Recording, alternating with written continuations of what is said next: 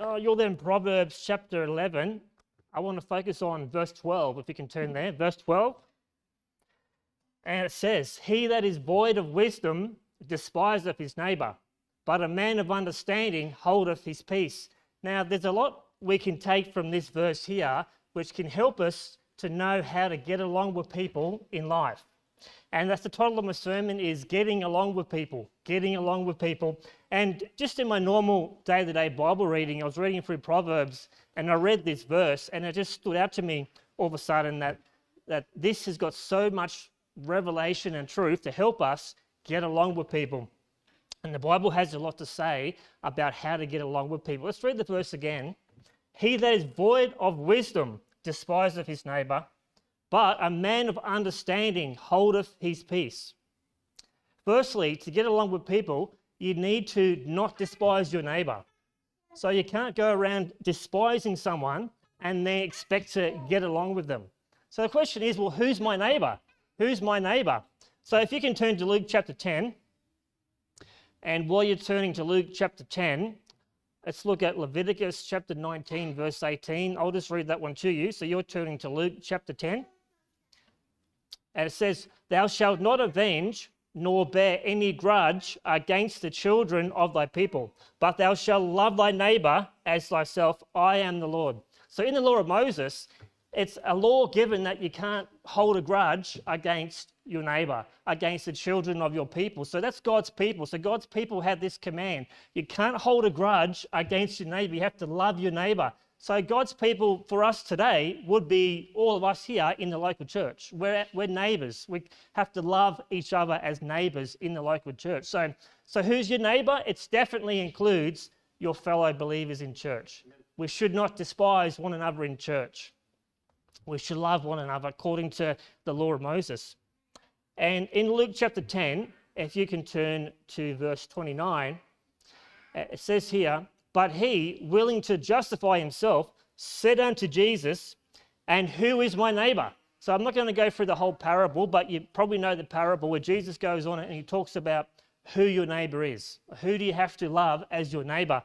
And the story is, it goes like a certain man falls amongst thieves, he gets attacked, and then along comes past a priest who ignores him. Along comes a Levite, ignores him, and then this foreigner comes along, a Samaritan, spends time looking after his needs, spending the money that needs to be spent, and takes care of him. Okay, so jump down now to verse 36, Luke chapter 10, verse 36.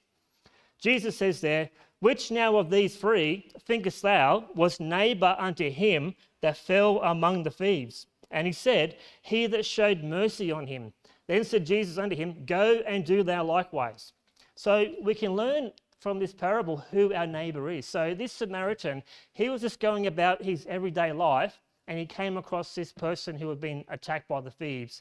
And Jesus said, you were neighbourly to him. He was neighbourly to that certain man. So you could conclude, anyone you come across in your life, that's your neighbour. Anyone you come across in the orbit of your life, that person, you need to treat that person as your neighbour, and don't despise that person. So we're not talking about people you're never going to meet. We're talking about people in your world. It could be your family, your literal neighbour next door, definitely people in the house of God, and just people on the outskirts of life that you might only meet every few months, but somehow they're in your world, maybe distant relatives or people at work you don't come across that often. These are all, or certain clients in your business, these are all your neighbours. And it says, if you despise your neighbour, you're void of wisdom. You don't have wisdom if you despise people who are in your world to whatever degree. Lydia, can you grab me a water? So I will define, for the purpose of this sermon, I define your neighbour as anybody you deal with in life. Anyone that you come across, that person's your neighbour, and you need to get along with that person. And to get along with them, it means you need to, firstly, don't despise that person. Now, despise means, according to the dictionary, to feel a strong dislike for someone or something because you think that person or thing is bad or has no value. So we don't want to think about our neighbours, about your church colleagues, about people that you deal with as having no value. Like God's people all have value. and we need to value God's people and also the people who are in our life. Now, so I'm not talking about people that God hates. I'm not talking about reprobates. I'm just talking about normal, everyday people that you deal with in your life, in the orbit of your life. These people, you need to make sure you don't despise those people. So why should we get along with people? Why shouldn't we despise people in our life? Well, if you can turn to Psalm 34, turn to Psalm 34. Let me read to you Romans chapter 12, verse 18. It says, if it be possible, sometimes it's not possible, but if it be possible, as much as life in you, live peaceably with all men. So as much as we can, we need to be looking to live in peace with everybody in our life. We need to be living in peace as much as we can. Sometimes you can't live with peace with everybody. We'll talk about that later. But we need to, as much as is possible, live peaceably with all men. So we should seek to have peace with one another. Seek to have peace with our neighbours. Because if you don't have peace with people, then you're going to have stress and conflict and drama in your life. That's why we don't want to despise our neighbours. That's why you want to get along with people, because you want to have a peaceful, happy life, enjoyable life. But if you're fighting with people, despising your neighbours, not getting along, you're going to have a life full of drama and conflict, and people won't want to hang around you. People won't want to be your friend. They won't want to get along with you because you're full of drama. So we want to have peace in our lives, and we need to make sure that we pursue after peace with our neighbours, because we want to have a peaceful life. Because remember, Jesus is the Prince of Peace. And if we're going to be in his kingdom, well, we need to be walking in his peace. And we're called to be peacemakers, like blessed are the peacemakers. So we want to be peacemakers. So we want to keep our peace and get along with people and not despise people who are in our lives. Now, this means that at times you're going to have to ignore some things in people's lives. You're going to have to ignore some things and hold your peace. So Psalm 34, you're there in verse 12. Psalm 34, and turn to verse 12. It says, what man is he that desireth life and loveth many days, that he may see good? That's what we want. We want to see good and live many days. Keep thy tongue from evil, and thy lips from speaking guile. Depart from evil and do good. Seek peace and pursue it. So we should be peacemakers. We should be seeking after peace in our relationships with people who are in our world and pursuing after it. Not just being nonchalant about it, but we need to be pursuing after peace in our world, in our lives, in our family, in our church, and in people in our workplace. Wherever we have to go, whenever we meet people, we need to be seeking after peace. And look, if you can learn to have peace with people, you're going to have a long, happy life, because we can't avoid people. Like, you think about it, when you're born, look, your mum's there. There's probably some medical staff there. And hopefully your dad's there as well. Maybe your brothers and sisters are outside. And when you get older, you've got siblings, and then you might go to school and you have more people. You make some friends, and there's cousins. You go in the workplace. Hopefully you'll get saved, and you go to church. Always going to have people around you. So we need to seek peace with people, because we want to have a peaceful, happy life. And like I said, that means that you're going to have to make a choice when it comes to dealing with people.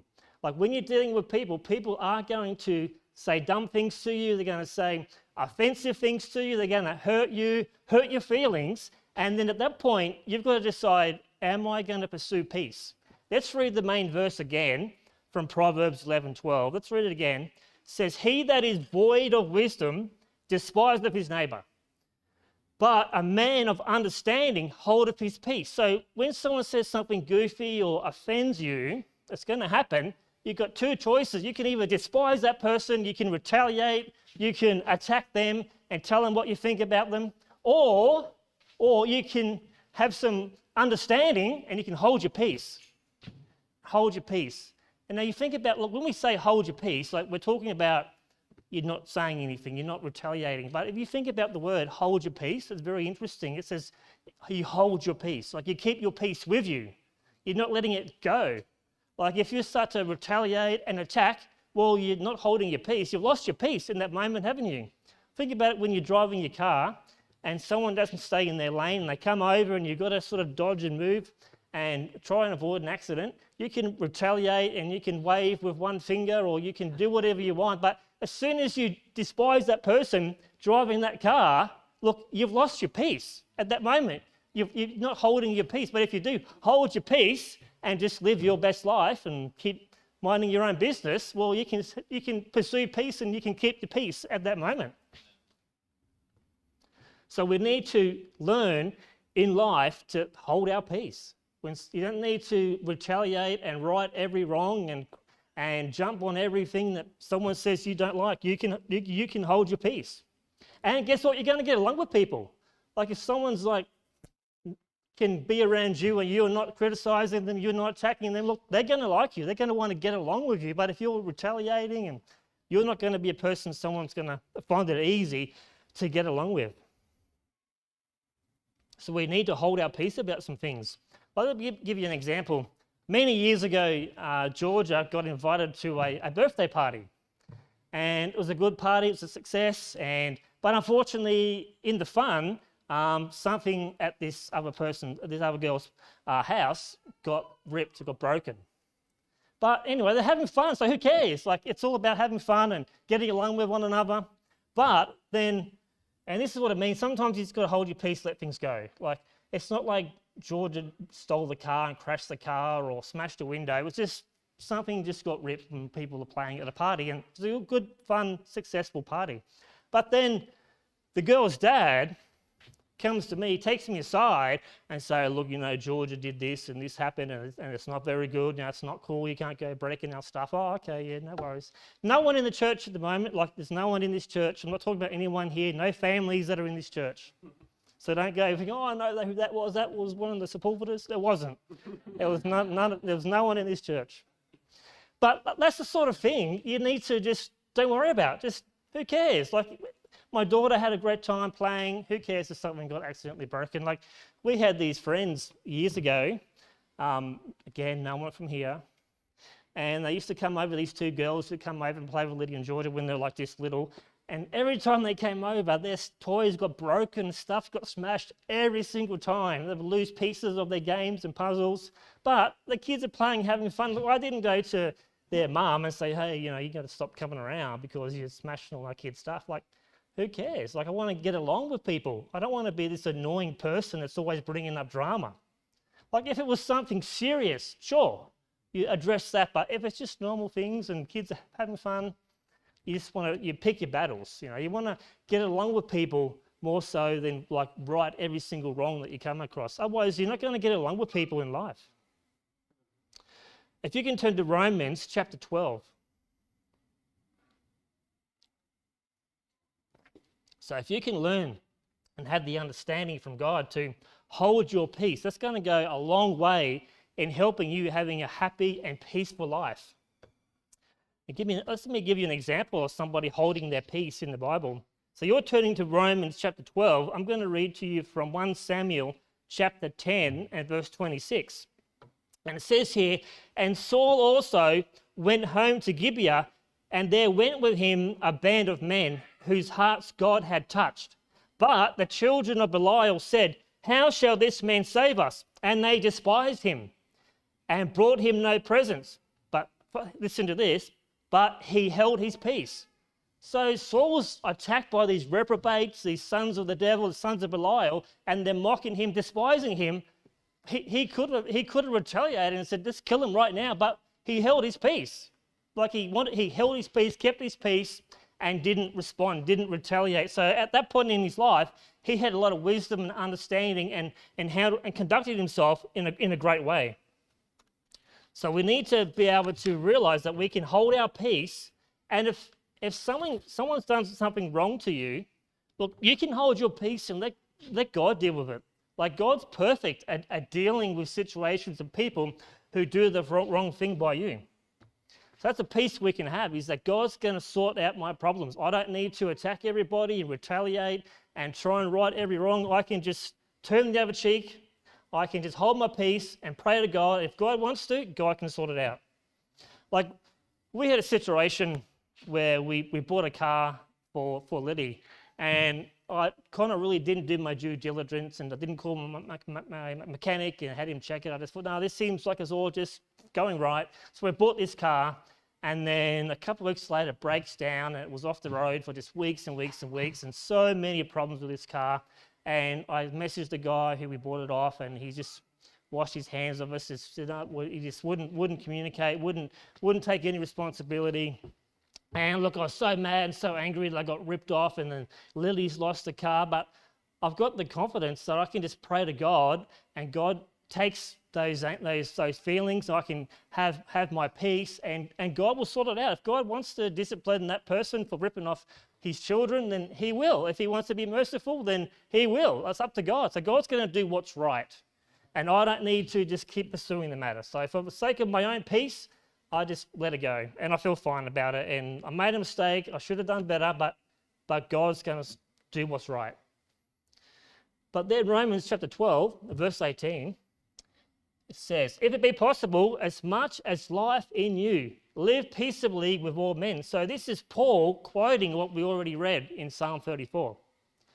Dearly beloved, avenge not yourselves, but rather give place unto wrath, for it is written, vengeance is mine, I will repay, saith the Lord. So it's the great confidence we have as Christians. We don't need to get full of vengeance and anger. We can just give it all to God and trust that his promises are true and he will do what's right. And we should be seeking peace with all men, especially those in the church. So if you can turn to 1 Peter chapter 3 and verse 8. 1 Peter chapter 3 and verse 8. We're going to be looking at getting along with each other in church a bit more now. And church is definitely somewhere where we should be seeking to have peace with one another. So 1 Peter chapter 3 verse 8, it says, finally, be ye all of one mind, having compassion one of another, love as brethren, be pitiful, be courteous, not rendering evil for evil or railing for railing, but contrariwise blessing, knowing that ye are thereunto called, that ye should inherit a blessing. So if you want to be blessed by God, one way you can do that is just not retaliate when someone does you wrong in church, when someone does evil to you in church. If you just turn the other cheek and hold your peace, let it go, that puts you on God's radar for blessing. So you should be like looking forward to those opportunities where I offend you, I say something dumb, I say something sarcastic, and you forgive me, you're kind and patient to me, and then you can expect God to bless you. And God will sort me out. He'll do what he needs to do to sort me out, but he'll bless you. So it puts you on God's radar for blessing when you don't retaliate. Verse 10, for he that will love life and see good days, let him refrain his tongue from evil and his lips that they speak no guile. Let him eschew evil and do good. Let him seek peace and ensue it. So here we have Peter now quoting Psalm 34. I think it's a big deal in church that we seek peace and actively pursue after it. So we're pursuing it. So when we're fellowshipping with one another, when we're soul winning, when we go have barbecues, we're pursuing after peace. We're not got this microscope and we're going around trying to find a speck in someone's eye. Look, I don't think there's anyone like that in the church at the moment, but there's been Christians around like that. They do have their spiritual microscope and they're looking at you trying to find some speck in your eye. And they're going to say, oh, brother, you shouldn't be playing video games for that long. You shouldn't be watching Netflix and all these sort of things. But look, if you spend enough time with one another, like we're talking years, the church has been going for 7 years, you're going to start to see some specks in people's eyes. Okay, and you're going to be tempted to go, oh, brother, I see you've got this speck of not driving very well. I'm here to help. But meanwhile, you've got this big plank in your own eye and you're walking trying to help him and you're poking him in his eye with your plank and it's just a big disaster. So we need to be kind to one another because compared to Jesus, we all have planks in our eyes.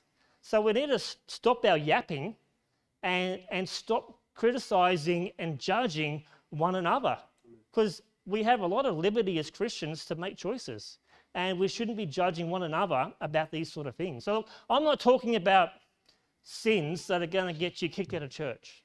Look, it might be a different story if I'm out on a call out one night and for work and I'm looking for some cows. I can't find the cows. I'm driving home. I'm going through Nambour at 2 o'clock in the morning, and who can I pick on? Callum's not here, so I won't pick on Callum, but I'll pick on Brother Bob. And Brother Bob, I see Brother Bob who's just joined the church, not too long ago, okay? I know he's got a long history of other good churches, so Brother Bob's just joined.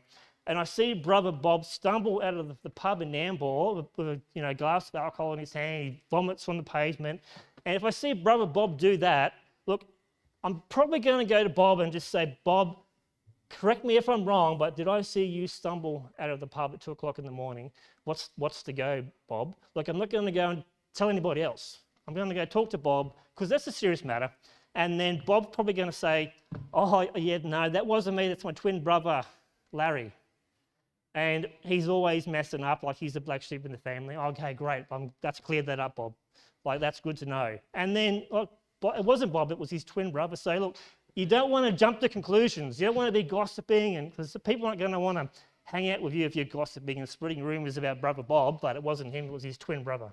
Okay, so, but look, if it is something serious, I'm not saying ignore that, okay, but you go to that person and say, oh, did this happen? Was that you at the pub, vomiting on the pavement? He said, no, it wasn't. It was, it was my twin brother or whatever it was. All right, let's keep going. So Ephesians chapter 4, verse 1, if you can turn there. Ephesians chapter 4 and verse 1. So if we can actively seek peace in the church, it's going to cause the church to have a great bond of peace and unity, which is what we should be seeking after. But if we're looking for specks in people's eyes and judging people about their choices, how they raise their family, what they do with their hobbies and spare time, then that's going to just cause drama and conflict and not a church that's full of peace.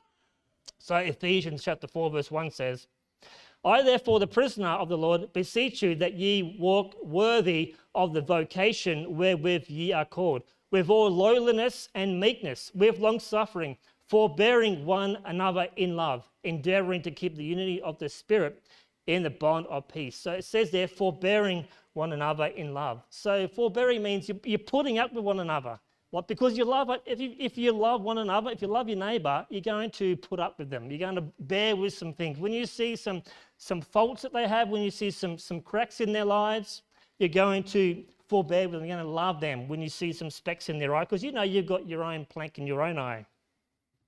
But we need to forbear. Don't be looking to find fault with people. We need to forbear with imperfect people.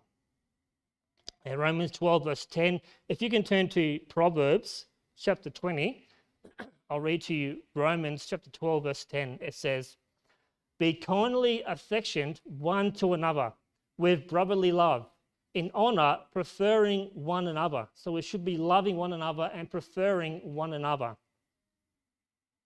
So what are some things that we can do to help us get along with people? What are some things that we can do or not do, actually? What are some things that we can avoid in our lives to get along with people? Well, the first one is that I want to look at is avoid strife. Avoid strife. We don't want to cause strife in people's lives. Proverbs chapter 20 and verse 3 says, it is an honour for a man to cease from strife, but every fool will be meddling. So wisdom teaches you to hold your peace, to not talk, but every fool is going to be meddling in people's lives. Don't insert yourself into people's lives without being invited. That's meddling. That's annoying. It's irritating when people do that. And look, no one in here is doing that, I'm sure. Like, I'm not thinking of anybody when I'm preaching this sermon, but just don't interfere with people's lives. Don't meddle.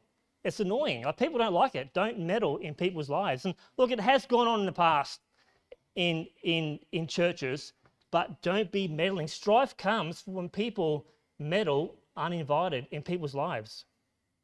Don't interject yourself. Proverbs 17 verse 14 says, the beginning of strife is as when one letteth out water. Therefore leave off contention before it be meddled with. So when you start to meddle in someone's life, it's like turning a tap on and the water gushes out, and you're trying to stop that water. It's too late. The water's already been released. You can't take the water, put it back into the tap. That's what it's like when you go into someone else's family and say, look, I see you've got this issue. Look, I know what you need to do. And you start to meddle, and that ends in disaster. Like, don't meddle in other people's family. Look, if they invite you over for dinner, that's a different thing. If they ask for your advice, that's a different thing. But just don't go and meddle in other people's lives.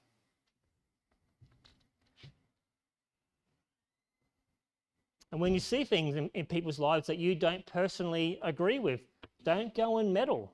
Like, it's their business. If someone likes to watch a certain sport and you don't think that sport is, like, maybe someone likes to watch martial arts and go watch martial arts tournaments. So what?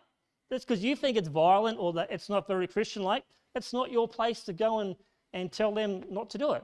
Or they might go to you and say, you're watching too much Netflix. You shouldn't be watching Netflix. It's not honouring God. And this is it's just drama. Like, don't get meddle in people's lives. If it's just like everyday things, that life choices people make, I'm not talking about breaking certain commandments, clear commandments of God. These are just the Christian liberties that we all have. Don't go and meddle and judge people and interfere in those sort of things.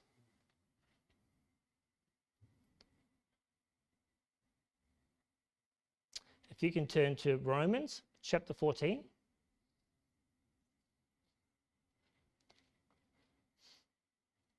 Romans chapter 14. I'll read to you from Proverbs 26 and verse 17. He that passeth by and meddleth with strife belonging not to him, it is like one that taketh a dog by the ears. You don't want to do that. Like, if you see another church or another family and there's some sort of strife going on and you go, oh, some strife, I love strife and gossip and drama, I'm going to go and grab that church by the ears and shake it and I'm going to get on this person's side and that person's a loser. That's not good. That's meddling. Or if you see another family who's going through a hard time, don't go and meddle. Don't go and jump in that family and say, look, I've got all the answers. This is what you should do. Just keep your distance. Don't meddle and pray for them. That's what you need to do. Don't meddle. You're there in Romans chapter 14, aren't you? Romans chapter 14, verse 4 says, Who art thou that judgest another man's servant? To his own master he standeth or falleth, yea, he shall be holden up, for God is able to make him stand. So God knows that brother that you think has a speck in his eye. God knows what's going on. He's going to stand before Jesus, and Jesus is going to judge that person. Like, if Jesus doesn't like what he's doing, if Jesus thinks he's going to the wrong concerts or the wrong movies or playing too much video games, like, Jesus can sort that out. You don't need to get involved. That's his business, and he's going to stand before Jesus. And verse 10, Romans 14, verse 10. But why doest thou judge thy brother? Or why doest thou set at naught thy brother? For we shall all stand before the judgment seat of Christ. Don't you worry, your brother's not going to get away with what you think's wrong. He's going to stand before Jesus, and Jesus is going to judge his life and do what's right, even in this life. Like, Jesus is going to discipline us, look after us, and cause us to change our ways if he needs to. Like, you don't need to be the person that helps him do it. You don't need to grab a magnifying glass. No, Jesus, I found a problem with Oliver. He's changing lanes when he shouldn't. Can you sort him out? No, don't worry about it. I'll sort him out. Brother Oliver, I saw you driving the other day. Do you have a twin brother? No, it was you, wasn't it? So you don't want to be that person, okay? It's annoying. Like, then he's not going to want to get along with me. He's going to avoid me. And look, and you're probably going to see me attacking Oliver, and you're going to be thinking, Jason's a loser. He's just always looking for specks, and can't he see the planks in his own eye? Look, don't be that person. We don't want to be like that. We want to be kind and caring and forbearing with one another, because we love one another.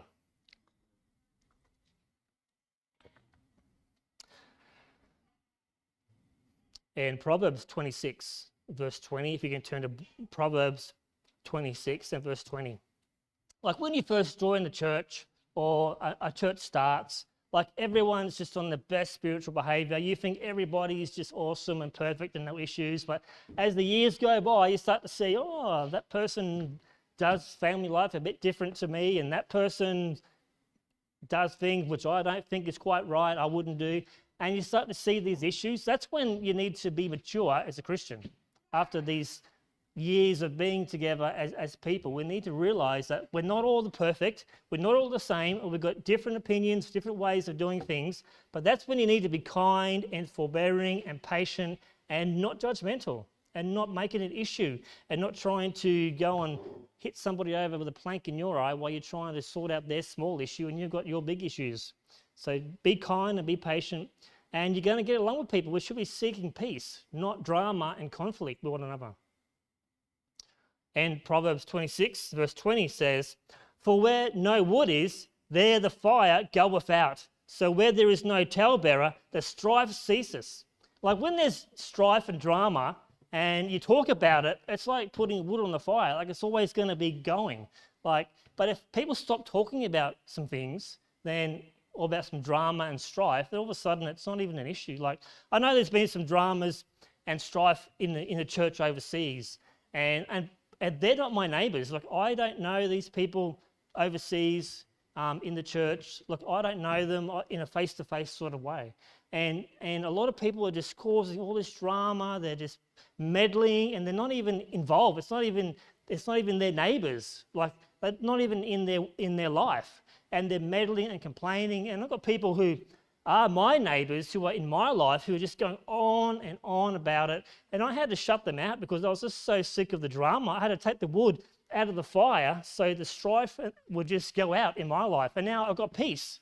I'm not hearing about all this strife, which has nothing to do with me. It's not this church. It's not Blessed Hope Baptist Church. So I don't need to be hearing about it. And you don't need to be meddling in strife in other churches, other families, other people's lives, which don't impact you, which is not in your world. So we don't want to keep throwing wood on the fire by gossiping and being a talebearer about things which don't include us, which we don't need to be talking about. And verse 21, "As coals are to burning coals and wood to fire, so is a contentious man to kindle strife." I'm going to pick on Brother Callum here now. But I've had, over the years, I've had people call me on the phone and say, "Did you hear what Brother Callum said to me? I know you're his friend, but you can't say anything, but he said this and it's not right." And these people are just gossiping, meddling, trying to, what's it say here? Trying to kindle strife amongst brethren. Like me and Callum, we have peace. There's no strife at all. And someone else comes along trying to cause this strife, trying to kindle this fire. I'm like, what are you talking about? Like people who gossip, they cause strife amongst brethren. You don't want to entertain that. So these people, I just cut them out of my life. You're going to call me up and start trying to say all this railing about Pastor Kevin, about all these other people, and gossiping and trying to kindle strife. Look, I'm not going to hear that. That's garbage, and you got to cut these people out of your life. That's how you deal with people like that. Trying to kindle strife, trying to get you to go, "Oh, yeah, maybe so-and-so's not so good. Maybe I shouldn't go to that church, or maybe I should go to this church because this person is because of what he said." It's just gossip and it's drama, and you don't want to have that in your life. "The words of a talebearer are as wounds, and they go down into the innermost parts of the belly." That's my next point, is avoid gossiping. If you want to get along with people, avoid gossiping about people. Avoid gossiping about people. I know this is a big problem in the flesh because the flesh likes to hear some new thing and gossip about other people, but this is something we have to stop doing. If you want to actually get along with people in church and in your life, don't gossip about people. And Proverbs chapter 18, verse 8, Proverbs 18, verse 8 says, "The words of a talebearer are as wounds, they go down into the innermost parts of the belly." I think we might have read that one. No, that's another exact quote of Proverbs 26. So you've already read that one. So God's repeating that verse for us in Proverbs. So have a look at Ecclesiastes chapter 10 and verse 20. This is a warning not to be gossiping about people. Ecclesiastes chapter 10, verse 20 says, "Curse not the king, no, not in thy thought, and curse not the rich in thy bedchamber, For a bird of the air shall carry the voice, and that which have wings shall tell the matter. So if you're gossiping about somebody, do you know that, you probably notice somehow that leaks out. Somehow someone comes back to you and says, look, I heard that you said this to so-and-so about me. Look, a bird of the air has heard you and has told that person that you're gossiping about what you said. So just be careful. If you don't gossip at all, don't even think in your mind bad things about people, and then it's not going to even come out of your mouth, and then the bird's not going to hear you and then go and tell that person, and you're going to look like an idiot. You don't want to do that. So what's the answer? How do we overcome gossiping? Well, Proverbs 11:13, if you could turn there, Proverbs 11, verse 13, which is the next verse after our main verse where we started. It says, a talebearer revealeth secrets, but he that is of a faithful spirit concealeth the matter. Again, let's talk about Brother Bob. Look, I see a secret about Bob, or what I think is a secret. I see him drunk, falling out of the pub at 2 o'clock in the morning, and I found out something about Bob that's not right. It's a secret. I should conceal the matter in the sense that I'm not going and blabber it to everybody. I'm not going to ring up Jason and Jordan and say, look, Brother Bob, guess what? I saw Brother Bob fall out of the pub. And I would have been wrong because it wasn't Bob. It was his twin brother, Larry. Okay, so then I've railed against Bob. I've made myself look like a gossiper. I've embarrassed myself. I've made Bob look bad unnecessarily. So you want to conceal the matter. Don't go and gossip if you come across some information about somebody. Look, if it's a criminal thing, it's really serious, of course you need to go to the right people. But if it's just something personal about his life, which is not a breaking God's commandments, then just don't go and gossip about it. Because a talebearer revealeth secrets, but he that is of a faithful spirit concealeth the matter. You don't want to use information that you find out about somebody to go and hurt them. Because if you love somebody, you're going to conceal the matter, because love covers the multitude of sins.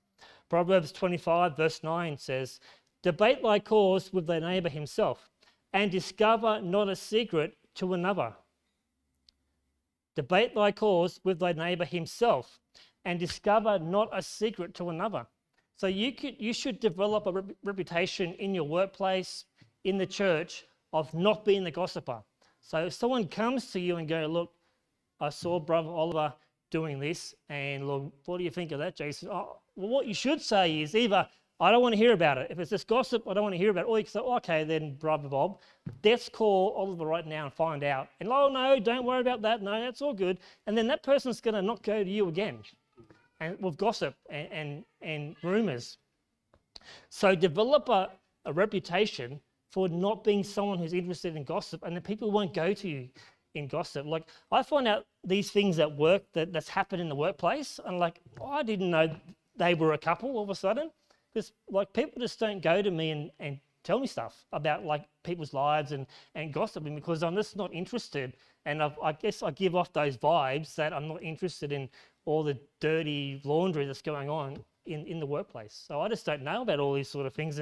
And we need to be like that in church. Just be the type of person who doesn't invite gossipers and talebearers to come and talk to you. Just shut that down and say, look, let's call Pastor Kevin and see what he thinks about this, or let's call so-and-so and see what he's got to say. And Proverbs 25 verse 10 now, the next verse, lest he that heareth it put thee to shame, and thine infamy turn not away.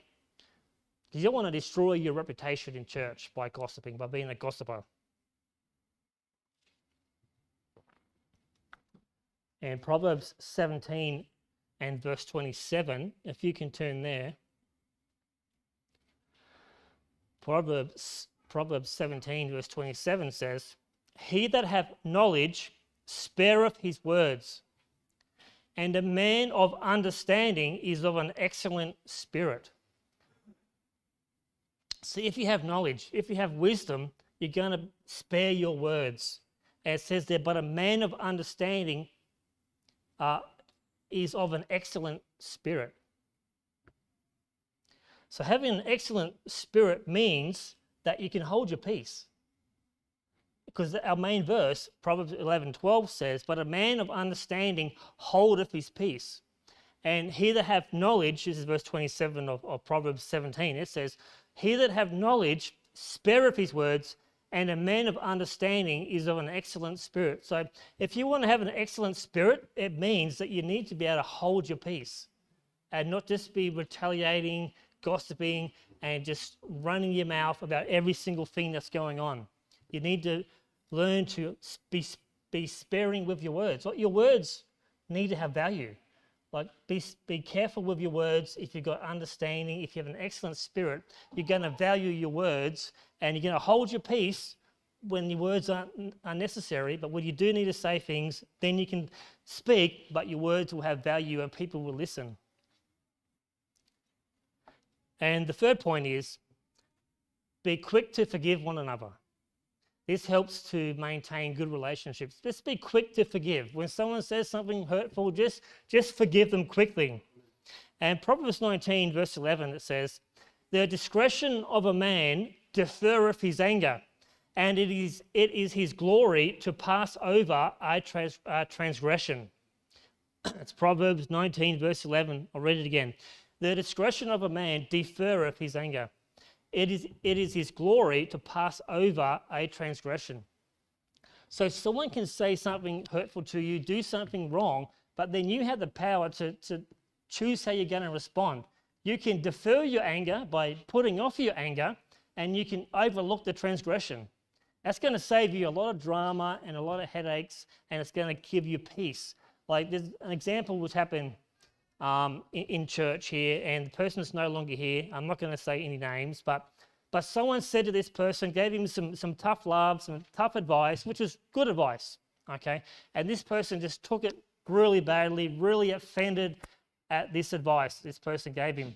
And he went to me and somebody else and said, look, did you hear what brother so-and-so said to me? That's wrong because of this, this, and this. And I thought he wasn't wrong. I thought it was good advice. And he should have just accepted it and dealt with it and realized that someone loved him enough to tell him the truth. And this person's not here in the church anymore.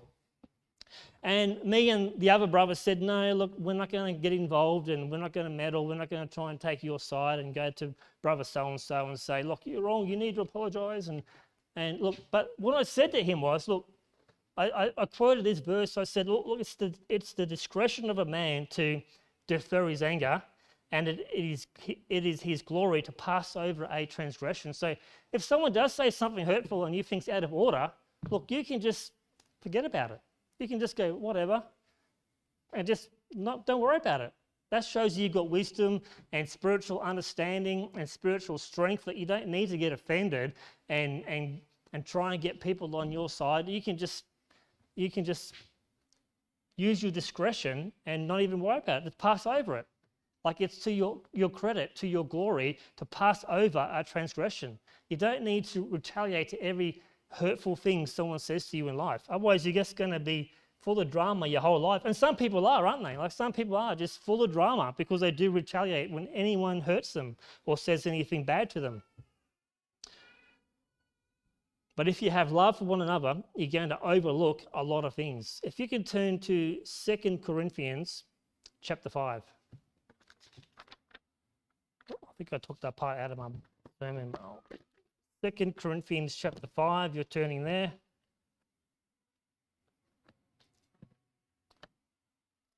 While you're turning there, let me read to you from 1 Corinthians chapter 6, verse 7. It says, now therefore there is utterly a fault among you, because you go to law one with another. Why do you not rather take wrong? Why do you not rather suffer yourselves to be defrauded? Nay, you do wrong and defraud, and that your brethren. So Paul's saying, look, if you get wronged by your brethren, just who cares? Don't worry about it. You don't need to go before the lost in the world to try and judge one another in the church. He's saying, why don't you just accept the wrong and be defrauded and don't worry about it. Let God sort it out. And God will bless you for it.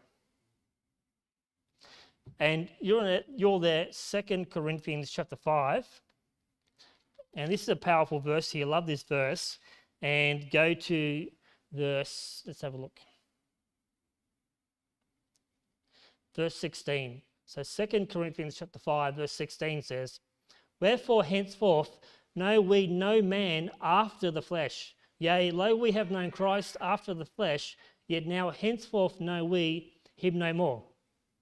Therefore, if any man be in Christ, he is a new creature. All things are passed away. Behold, all things are become new. So we're new creatures in Christ. And we're supposed to know one another after that new creature, after the new man, and not after the flesh. We don't know one another after the flesh. So when we do see specks in the flesh, we do see people's flesh and the issues that people have, look, we don't know them after the flesh. We know them after the new man. So we need to not major on these issues that we see in people's lives, because we don't fellowship after the flesh, we fellowship after the Spirit. And we need to lift people up in the Spirit and not go, oh, why did you do this? And because that's the flesh. We don't want to magnify the flesh. We want to fellowship together in the Spirit after the new creature.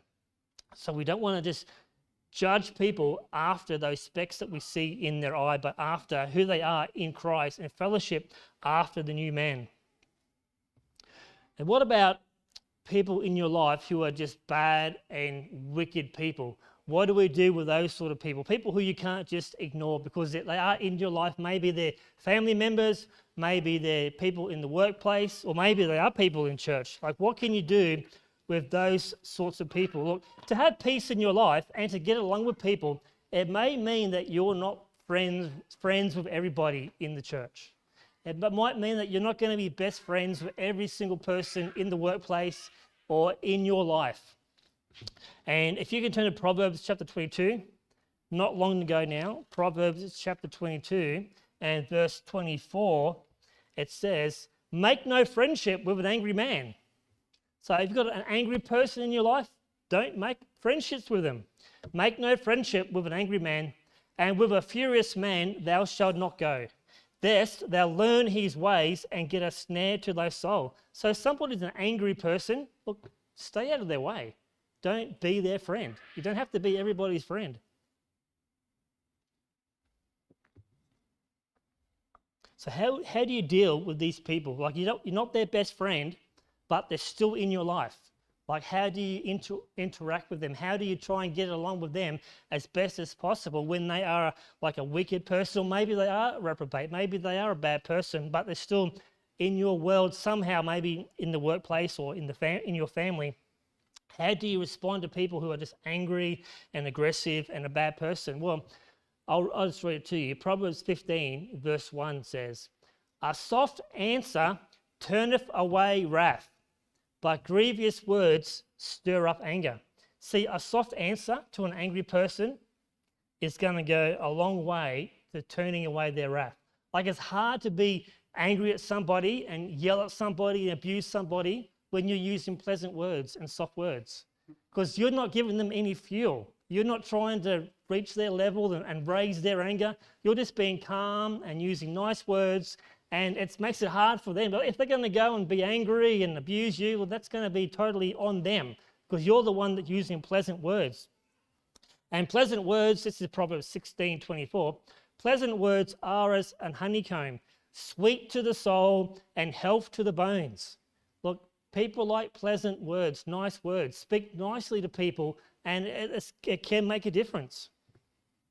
And also, Proverbs 21 verse 14 says, a gift in secret pacifieth anger, and a reward in the bosom strong wrath. So sometimes giving somebody a present who's angry at you can just change their whole demeanor towards you, because they're expecting you to be angry back at them and to retaliate like everybody else does to them. But if you're kind to that person, you give them a gift, buy them lunch, buy them a drink in the workplace, and give that to them. Look, that can then just change their whole demeanor if they're an angry person. Well, I'll give you an example from my life. Not that I was the person who got the gift, but I wasn't being angry. Like, we just moved to Golden Beach, and we're in this body corporate situation. And there's a sign saying, don't park your car on the grass in the complex. So I just parked the car there anyway. And then a lady who lived in the complex, who was in the body corporate, she came to me and had a plate of biscuits, and so, welcome to the complex, here's some biscuits, and they're homemade biscuits, and oh, by the way, you shouldn't be parking there. Oh, okay, no worries, if you're going to give me biscuits, I'll do whatever you say. I won't park there ever again, because you gave me some a gift, some biscuits. But if she had to come over saying, oh, look, you just can't come here and just do whatever you want and park over there, then I might be like, well, I'm going to park over there anyway then. But if you're going to be like that, but because she was so nice and used pleasant words and gave me a gift, I was like, okay, whatever you want, I'll do it. Thank you for the biscuits. So it can help pacify somebody who's angry by not retaliating. And look, just quick, like in my job, I work for the local council dealing with complaints where neighbours complain against one another, and it's just horrendous what goes on when one neighbour can't forgive a neighbour for like maybe the dog barks, so they complain to the council about the dog barking, and then they go, oh, well, your septic tank is leaking, or your shed's too close to your fence, and then there's just a war that goes on, and just because someone had to retaliate, it's just terrible, and you don't want to be like that with people in your life. And I get caught in the middle all the time, because people just can't get along. They can't just not retaliate. And Proverbs 14 verse 7 says, go from the presence of a foolish man when they perceiveth not in him the lips of knowledge. So when you can discern somebody not a good person, just depart from that person. Don't be their friend. Don't hang around with them. And look, it can happen in church. Like in church, like you may not get that angry neighbor who's screaming and yelling and abusing you, because in church the Bible warns that people do sneak in. People do sneak in and they're subtle. And they're not being outwardly aggressive, but still they're a bad person and they're looking to do you harm. And as Christians, we need to be discerning. We need to have discretion and not just believe everything someone says. Because the simple believeth every word, but the prudent man looketh well to his going. Okay, that's Proverbs 14, verse 15. And Proverbs 22, verse 3 says, a prudent man foreseeth the evil and hideth himself, but the simple pass on and are punished. So you need to have discretion. Be smart. Don't be simple-minded. Not this church, but a lot of Christians, they're very gullible and simple-minded. They think because someone goes to church, they're automatically my best friend and a great person and they love me. But it's not always the case, okay? A prudent man foreseeth the evil and hideth himself, and the simple pass on and are punished. Don't be simple-minded. Be prudent. Have knowledge. Have wisdom. And the title of the sermon was getting along with people. We want to make sure that we can get along with people as much as is possible, as much as life in you, live peaceably with all men. And just my main points again, just as we finish, my main points were we don't want to despise people who are our neighbours. It's just going to do us no good. We want to have peace. And we need to learn to hold our peace and not retaliate every time you see something wrong in someone else's life. That's going to cause people not to like you. We need to forbear with one another. We need to love one another, be kind to one another.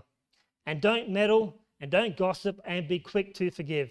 And the last verse I want to leave you with is from Proverbs chapter 21 and verse 23. It says, whosoever keepeth his mouth and his tongue keepeth his soul from troubles. If we can just learn to control how we speak to one another, you're going to have a lot less troubles in your life. If you can hold your peace, have some wisdom, you're going to get along with people and have peace and less troubles in your life. Oh, let's pray.